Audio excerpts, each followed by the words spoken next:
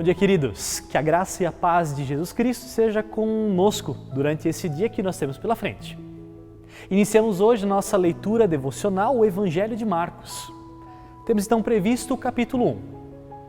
Antes de entrar no texto, há um autor chamado Adolf Pohl, que é o escritor do comentário Esperança, que ele vai dizer: nós estamos pressupondo que Marcos é o nosso evangelho mais antigo, tendo servido como base para Mateus e para Lucas.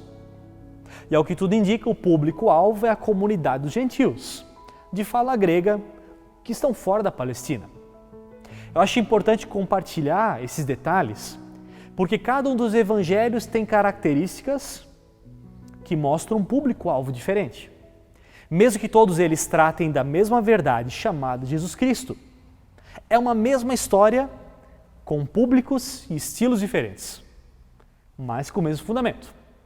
Vamos perceber, por exemplo, em Marcos, que muitas histórias e relatos são tratados de uma maneira, podemos dizer, mais resumida, algumas até mais breve. Por exemplo, versículo do 9 até o 13, vão tratar do batismo e tentação de Jesus. Somente 4 versículos. Mas se você olhar em Mateus, eles são muito mais detalhados e extensos. Novamente, aqui eu não quero desmerecer esse evangelho, mas trazer à luz algumas diferenças que são claras, que você percebe na sua leitura. Bom, adentrando nesse nosso Evangelho de Marcos, versículo 16 até 20 tem uma história muito especial, que vai dizer que andando à beira do mar da Galileia, Jesus então viu Simão e o seu irmão André, lançando redes ao mar, porque eles eram pescadores. E disse Jesus: sigam-me e eu os farei pescadores de homens. E no mesmo instante, eles deixaram as suas redes e o seguiram. Indo um pouco mais adiante, viu num barco Tiago, filho de Zebedeu, e João, seu irmão, preparando as suas redes. Logo os chamou e os seguiram, deixando seu pai Zebedeu com os empregados do barco. E algo que eu quero destacar nesse nosso texto é essa resposta ao chamado de Jesus. Porque eles não hesitam. Eles não questionam, não pedem um tempo para pensar. Eles prontamente, no mesmo instante, eles seguem Jesus.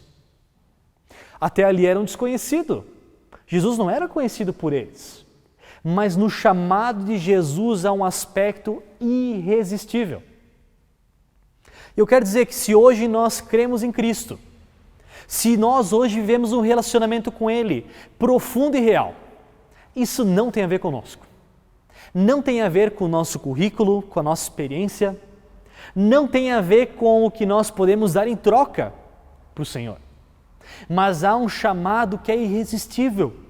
Ele nos chama porque Ele é bom, porque Ele tem projetos para nós, porque Ele nos ama. Ele nos ama. Irresistível.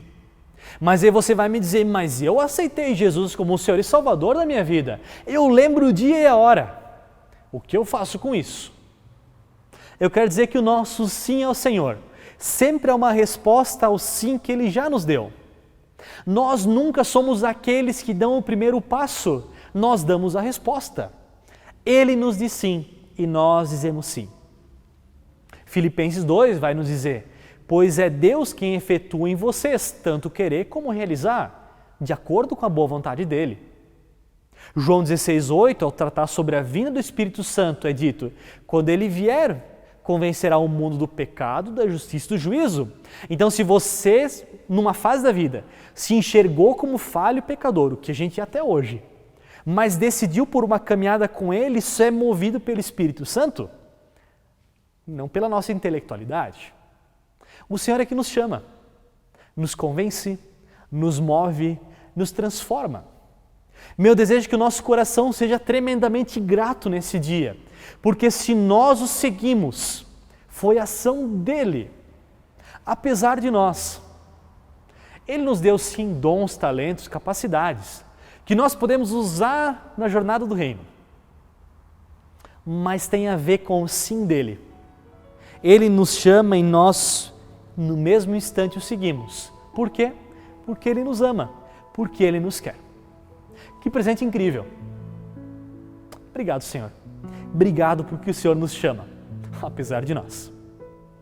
Amém.